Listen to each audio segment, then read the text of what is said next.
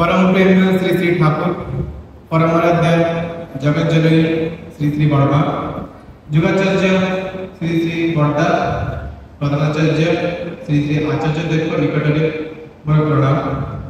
एठाने उपस्थित समस्त मंडली मान गुरु भाई मान माँ मान छोट छोट पिला मान कथा माइक्रोफोन जो जहाँ सब पहुँचुची समस्त मो अंतर प्रीतिपूर्ण जय निवेदन। ठाकुर 138 जन्म दिवस उपलक्षे आम मैंने एकत्रित होती आपण मैंने बसती मुझे 11 वर्ष धरी ठाकुर कार्य नवेदित होती आपण मान ठाकुर विषय किसी कह ठाकुर विषय मुझे कौन कह ठाकुर मो द्वारा विषय आपण जहाँ कहबी ठाकुर कथा कहूँ नुहे किए एत कम समय ठाकुर विषय जी जानी कि तोड़ धरवे आ मो अनुभूति विषय जहाँ जहाँ सब घटी ठाकुर को धरी से आगे कहबी। प्रथम ठाकुर आगे ये नवेदन करी जे मो कथा जी किसी भूल त्रुटि रही जाऊँगी तो आप जानते नुआ नुआ दीक्षा नहीं तो आप से कथा को धरवे आउसी संस्थान केन्द्र को मुझे धन्यवाद देवी जे यही बड़टांगी शाखा को सी तैयारी बड़टांगी शाखा जो ही मुझे ये अच्छे बड़टांगी शाखा भाई मैंने मतलब ये 11 वर्ष भितर जिते किसी शिखी से बोधे के शिखी नी मो जीवन में मो जीवनचर्या मो चालीचलन आगे कौन थी आ ठाकुर को धरिकी कौन होटा तो मुझे रखी दीक्षा नगर मोर 11 वर्ष होगा पूर्व जानते सत्संग कौन ठाकुर किए इष्टवृत्ति कौन किसी जानते आपण बड़ी किसी अधिक भाई जो मैंने थे मुझे दिने ये वार्षिक सत्संग जोग देती देखी सब भजन कीर्तन शुणिली भाई मान पाणीपाठ सब शुणिली भाई मैंने जाजन कले सब शुणिली किसी मुंड भर पूरे नी कहीं किसी पाइप आसार आसी नमती सत्संग बहुत आसती देखा दिने आज से सत्संग दिने मुझे किए ठाकुर विषय किसी कहूँ बर्तमान देखो ठाकुर बहुत किसी शिखे जीवन में ठाकुर बही पढ़ी पाणीपाठ पढ़ी बहुत किसी शिखी तो मुझे शुणिली पूर्व मो बापा मान देखा नहीं गले से बोधे 3 वर्ष कि 4 वर्ष अधिक दीक्षार समय हो बाहर थी गणमाध्यम जाना पाइले मो माँ बोल कि आम जयगुरु दीक्षा नहीं मुझे जयगुरु दीक्षा तुमने कौन नेल से कौन मुझे जानते कहीं आम परिवार चालीचलन जमी जयगुरु दीक्षा ठीक पड़ता है कहीं जयगुरु दीक्षा आप जानते आप भोर सूर्योदय पूर्व उठी नामध्यान करा पड़े इष्टभूति करा पड़े आ प्रार्थना भी करा पड़े मो बापा के भोर देखी आम उठिया समय 8टा 9टा आमिष जिन कि आम प्रिय थी बिना आमिष में बचा पाऊँ 30 दिन मिनिमम 20 दिन कौन सोमवार कौन गुरुवार आम जानते तो मुझे पचारे तुमने जयपुर दीक्षा नहीं चलो भी ठाकुर माध्यम ठीक है देखा जाए आसी देखे तो विलम्ब गला 2-3 मास गला तथापि एत ठाकुर को धरिक चलने देखी कि किसी दिन सत्संग अटेंड कला देखिए सत्संग अटेंड करते 3 मास गला 4 मास गला बापा को धीरे धीरे देखिली से 4टा रात उठी इष्टवृत्ति दे प्रार्थना करी प्रातः विनती प्रार्थना बाहर कार्तिक मास पूर्व कार्तिक मास देखी कहले जे आज 8टा 9टा पूरा जो मुखबेला के देखिनी तो से 4टा रात केमिति उठे ठाकुर काम करे नगर तो गले देखि कि जहां खुशी लगला कि किछि तो परिवर्तन करछ परिवर्तन करला कौन ना से दीक्षा धीरे धीरे मुझे सत्संग आसले मत भी बाबा कहते सत्संग आसे भाई मैंने भी कहते तुम आस बस कौन तुम भल लगुच देख किंतु केबे दीक्षा नहीं 2 मास गला 3 मास गला तापर मते सुनिया पाइली गुरु भाई मैंने आश्चर्य मो घर को बा मैंने आश्चर्य दीक्षा दबा मु जिद धरले मो दीक्षा लेबे मु सब किछि करि पारेबे आम सब नकली तो हुएनी 8टा 9टा तो मुक्ति पारेबे ठाकुर चलन चलिए तथापि भाई मैंने कहले तुम नामटा नियो इष्टवृत्ति कर सत्संग टिके आस जीवन में कौन परिवर्तन होता देखिए मुझे दीक्षा ने धीरे धीरे सब सत्संग अटेंड करे आम केन्द्र सत्संग सोमवार सब अटेंड करे एमती धीरे धीरे देखो देखो ଆଲୋଚନା ଚାଲିଥାଏ। ସତ୍ୟାଲୋଚନା ଆଲୋଚନା ବେଳେ ମୋତେ ଥାଏ ଗୋଟେ ପ୍ରଶ୍ନ କଲା ଯେ ଏଇ ଆମେ ଯାହା ଆଲୋଚନା କଲେ ତମେ କ'ଣ ବୁଝୁଛ? ଏମିତି ଆଲୋଚନା କରୁ କରୁ ଭିତରେ ମୁଁ ବି ଆଲୋଚନା କଲି, ମୁଁ ବି କହିଲି କି ମୁଁ ଏହା ବୁଝୁଛି। ଏମିତି କହିପାରିଲା ପରେ ଏମିତି ସମୟ ଆସିଲା, 6 ମାସ ଗଲା, ମୋତେ ସତ୍ୟାଲୋଚନା ଆଲୋଚନା ପାଇଁ ଠିଆ କରାଇଲେ, ଯେଉଁଟାକି ମୁଁ ନିଜକୁ ବହୁତ ଖୁସି ମନେ କରୁଛି କି ମୁଁ ସତ୍ୟାଲୋଚନା ଆଲୋଚନା କଲି। କାହିଁକିନା ଦିନ ଥିଲା ଯେ ମୁଁ ଦୀକ୍ଷା ନେବା ପାଇଁ ମନା କରୁଛି, ମୁଁ ଦୀକ୍ଷା ନେଇପାରିବି, ମୁଁ ଚଳିପାରିବି ଦୀକ୍ଷା ନେବି, କିନ୍ତୁ ମୁଁ ଆଜି ଦୀକ୍ଷା ନେଇ ସତ୍ୟାଲୋଚନା ଆଲୋଚନା କରି ସବୁ ଠାକୁରଙ୍କ କାର୍ଯ୍ୟ କରୁଛି, ବହୁତ ଖୁସି ଲାଗୁଛି। ତ ଆପଣଙ୍କ ମନରେ ଏତିକି ଆସୁଥିବ ତ ଦୀକ୍ଷାଟା ନେଲେ କ'ଣ ହେବ? ମୁଁ ଯେତିକି ମୋ ଜୀବନରେ ଦେଖିଛି ଦୀକ୍ଷାଟା ନେଲେ ଯାହା ହୁଏ, ମୋ ସହିତ ଯାହା ହୋଇଛି, ମୋ ବାପାଙ୍କ ସହିତ ଯାହା ହୋଇଛି, କାହିଁକି ନା ସେ ଦିନ ଯୋଉଠିକି ଆମେ ମାସକୁ 20 ଦିନ ଆମିଷ ଖାଉଥିଲୁ, 8ଟା 9ଟାରେ ଉଠୁଥିଲୁ, କାହିଁକି ଆମେ ଏବେ ଚେଞ୍ଜ ହେଇକି ଭୋର 4ଟା 10ଟାରେ ଉଠୁଛୁ,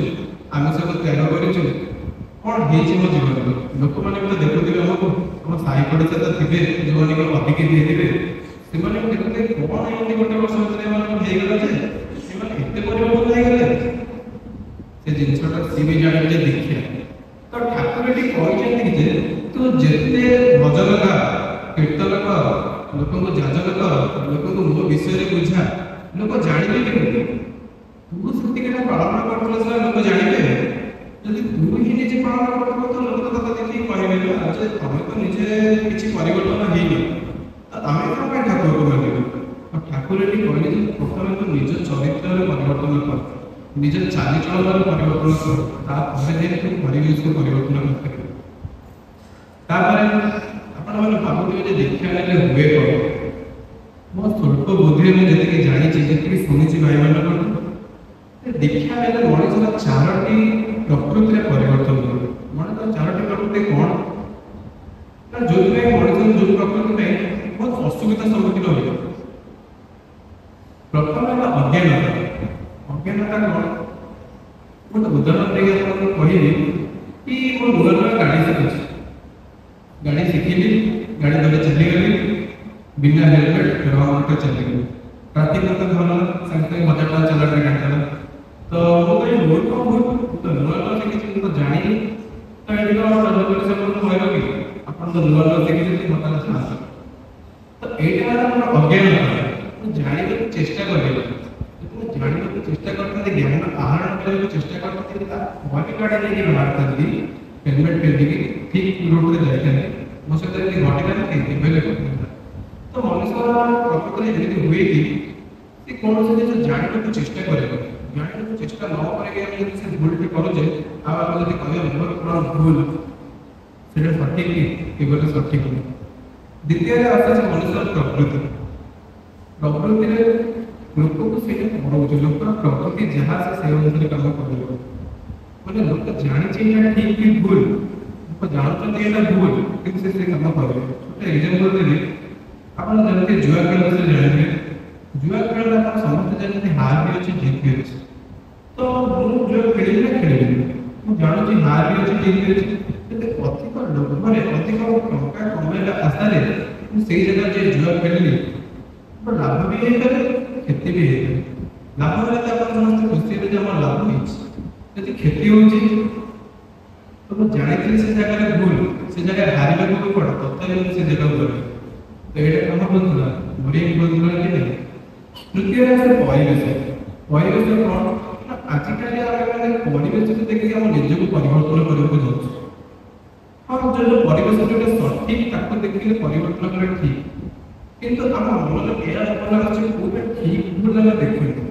ଆମେ ବାସ୍ ପରିବର୍ତ୍ତନଟା ଚାହୁଁଛୁ। ସିଏ ସେମିତି ଡ୍ରେସ୍ ପିନ୍ଧିକି ଆସିଛି, ସେ ସେମିତି ନୂଆ ଗାଡ଼ି ଆଣିଛି, ମୁଁ ବି ଆଣିବି। ସିଏ ତା ବାପା ମାଆଙ୍କୁ ଏମିତି ବ୍ୟବହାର କରୁଛି, ମୁଁ କ'ଣ ତାକୁ ବାପା ମାଆଙ୍କୁ ଏତେ ଭଲ ବ୍ୟବହାର କରିବି? ମୁଁ ତ ବାପା ମାଆ ନେବିନି, ମୁଁ ଯୁଆଡ଼େ ଇଚ୍ଛା ସିଆଡ଼େ ଯିବି। ତ ପରିବେଶର ଯୋଉଟା ସଠିକ୍ଟା ସେଇଟା ଆମେ ଧରିପାରୁଛୁ, ଯୋଉଟା ଭୁଲଟା ସେଟା ପ୍ରଥମେ ଧରୁଛୁ, ଏଇଟା ଆମର ଭୁଲ। ଚତୁର୍ଥରେ ଆସେ ଯୋଉଟାକି କର୍ମଫଳ। ଆପଣଙ୍କର ମଧ୍ୟରେ ବହୁତ ଏମିତି ଲୋକ ଥିବେ ଯେଉଁମାନେ କହୁଥିବେ ମୋ ଜୀବନରେ କିଛି ଭୁଲ କରିନି, କିଛି ଭୁଲ କରିନି, କାହାର କ୍ଷତି ଚାହିଁନି, କାହାର ଖରାପ ଚିନ୍ତାଧାରା କରିନି, ତ ମୋ ଜୀବନରେ ଠାକୁର ଏତେ ଦୁଃଖ କ'ଣ ପାଇଁ? ଠାକୁର ଏଠି କହିଛନ୍ତି ଆପଣଙ୍କର ପୂର୍ବଜନ୍ମର କର୍ମଫଳକୁ ଏଇ ଜନ୍ମରେ ଆପଣ ଭୋଗି ଦିଅନ୍ତି। जोटा काटिक हेल्ले आपको दीक्षा नब तो ये ठाकुर को गोटे छोट कथा आपको कहली ठाकुर कथा कहते सरीगले ठाकुर केते कथा अच्छे सरीगले जमीक गोटे भात हांडे गोटे भात को चिपिदेले जना पड़े कि भात हांडीटे सीझी कि ना से ठाकुर गोटे कथा आप जानिए ठाकुर को चरित्रटा कि दिने कौन एमती शीत राति आम एपटे शीत ना कि देवघर से बहुत शीत एमती राति शीत सही हुए खाली देले बुलवा तो असंभव ओडिशा जन देखिक जाइछथि देवघर देखंती ठाकुर बसचंदी बिना देवघर कपड़े खाली देव बसचंदी ठाकुर गुरु भाई माने नीतिक माने माने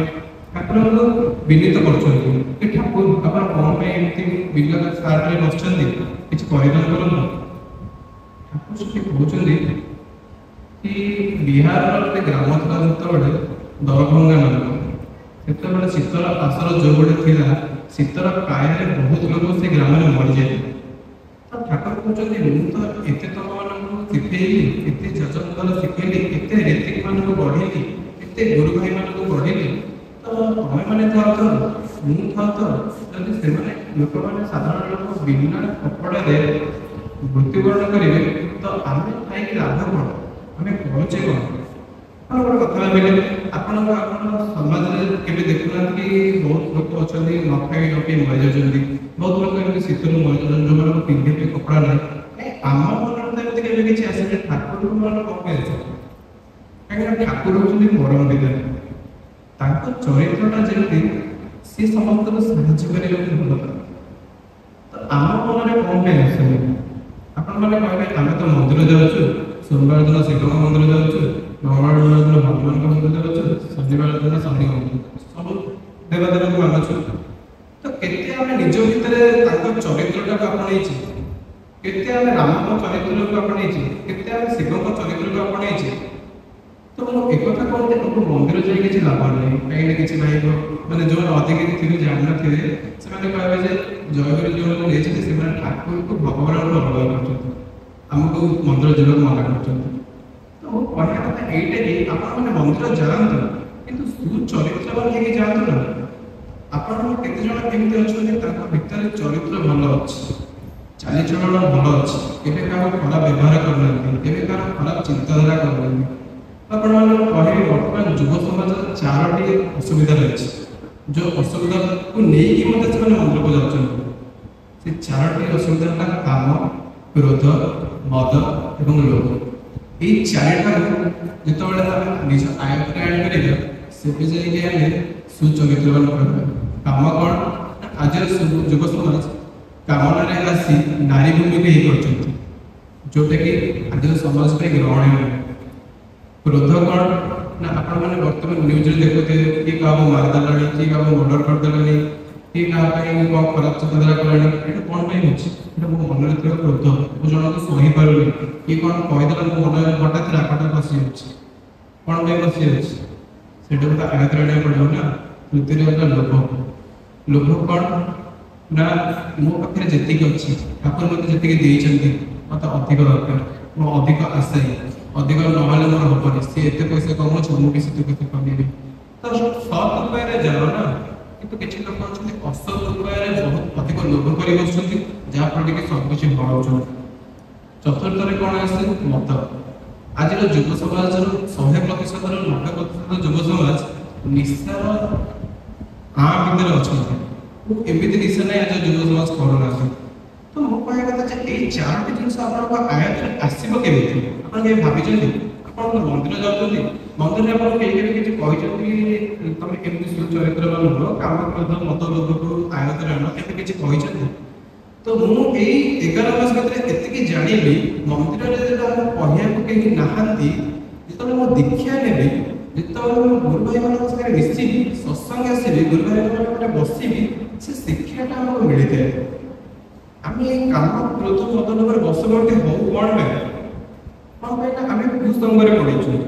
कि छोट बड़ खराब लेकिन आसना बापा माँ क्या शिखे था तुम एम खराब हो क्रमे क्रमे संगे पढ़ी सब शिखु କିନ୍ତୁ ଆପଣ ଯେତେବେଳେ ସତ୍ସଙ୍ଗ ଆସନ୍ତି ଗୁରୁ ଭାଇମାନଙ୍କ ସାଙ୍ଗରେ ମିଶନ୍ତି ଠାକୁରଙ୍କ ବାଣୀ ପାଠ କରନ୍ତି ଠାକୁରଙ୍କ ଜୀବନଚର୍ଯ୍ୟା ଉପରେ ଜାଣନ୍ତି ଠାକୁର କେମିତି ଥିଲେ ସେତେବେଳେ ହିଁ ଆପଣ ଆୟତରେ ଆସିପାରିବେ। ଆପଣଙ୍କୁ ଇଚ୍ଛା ହବନି, ଆପଣଙ୍କ ଇଚ୍ଛା ହବନି ସେ ଝିଅକୁ ଯାଇକି ଅନେଇବେ, ଆପଣଙ୍କ ଇଚ୍ଛା ହବନି ପୁଣି ଯାଇକି ସାଙ୍ଗମାନଙ୍କ ପାଖରେ ମଦ ପିଇବେ, ଆପଣଙ୍କ ଇଚ୍ଛା ହବନି କାହା ଉପରେ ଲାଗିବା ପାଇଁ। ଓଲଟି ଆପଣ କଣ କରିବେ ନା ଠାକୁର ଯେମିତି ସେଦିନ ସମସ୍ତଙ୍କ ସାହାଯ୍ୟ କରିଥିଲେ, ଯେମିତି ସେଦିନ ଠାକୁର ସେଦିନ ଯାହା ହେଇଥିଲା ଆପଣଙ୍କୁ ଯୋଉ କହିଲି ଯେ ଠାକୁର ଖାଲି ଦହିରେ ବସିଥିଲେ ରୀତିକ ଦେବତା ମାନେ ଗୁରୁ ଭାଇ ମାନେ ତାଙ୍କ ଆଗରେ ବିନତି କରୁଥିଲେ। ତାପରେ ଠାକୁର କଣ କଲେ ନା ସମସ୍ତଙ୍କୁ କହିଲେ ଯେ ସମସ୍ତଙ୍କ ମନରେ ଅର୍ଘ୍ୟ ଭିକ୍ଷା କରିବେ। ଏତେ ପଇସା ତ ସମସ୍ତଙ୍କ ପାଇଁ ନଥାଏ କି ଗୋଟେ ଗାଁକୁ ଶୀତ ବସ୍ତ୍ର ଦେବେ, ଅର୍ଘ୍ୟ କଲେକ୍ସନ କରି ଗାଡ଼ି ଯୋଗେ ଗୁରୁ ଭାଇ ମାନେ ଗଲେ ସେମାନଙ୍କୁ ବସ୍ତ୍ର ଦେବା ପାଇଁ। ତ ଆମେ ଯଦି ଦୀକ୍ଷା ନେଇକି ଆମକୁ ଚରିତ୍ରବାନ କରିପାରିବା, ଭଲ ବାଟରେ ଚାଲିପାରିବା, ଆମେ ନିଜର ତ ଉନ୍ନତି କରିବା, ଆମକୁ ଦେଖି ଆମ ସାଙ୍ଗମାନେ ଗୋଟେ ଉନ୍ନତି ହେବେ କି ଇଏ ପିଲା ଦିନେ ଆମ ପାଖରେ ବସି ମଦ ପିଉଥିଲା, ଆମ ବସି ବସି ଖଟି କରୁଥିଲା, ଇଏ କଣ ଆଜି ଏମିତି ଭଲ ହେଇଗଲାଣି, ତ ସେମାନେ ବି ଭଲ ହେବେ। ତ ଆପଣ ନିଜ କର୍ମ ଫଳକୁ ତ କାଟିଲେ ତା ସହିତ ତାଙ୍କର